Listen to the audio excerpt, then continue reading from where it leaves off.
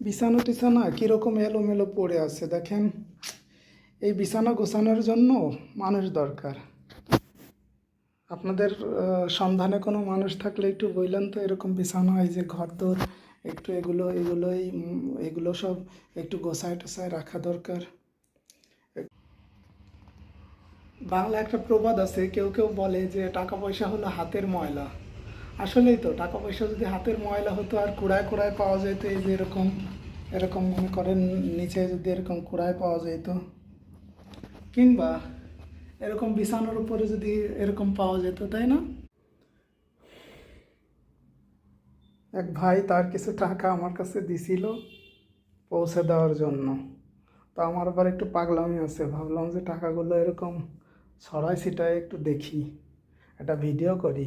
আমরা যেহেতু ভিডিও করতে ওস্তাদ, তো তাই আর কি।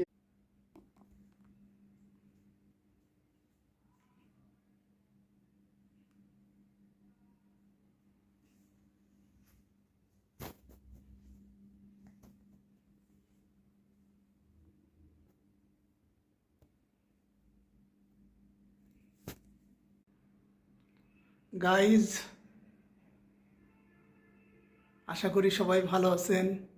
ফেসবুক থেকে কে কত টাকা ইনকাম করেছেন বলুন।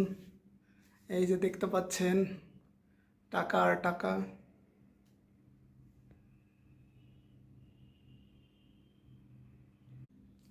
কি সুন্দর রুম, চমৎকার রুম। কারেন্ট চলে যায়, তাই এই যে দেখেন, এখানে হারিকেন রেডি, দুইটা, আরেকটা তিনটা, আর দুইটা পাঁচটা। ওই যে ওপাশে একটা বাবুই পাখির বাসা, ওই যে ওখানে অনেকগুলো বই। গাইজ, এইটা হলো আমার রুম।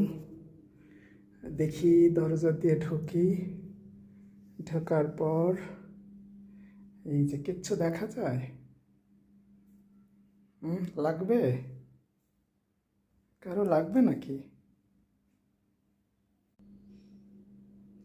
এইটা হলো আমার রুম। চলুন আপনাদেরকে আমার রুমটা দেখাই। রুমে ঢুকলাম, অনেক আলো, তাই না? অনেক আলো, অনেক আলো। এই যে দেখা যাচ্ছে কিছু।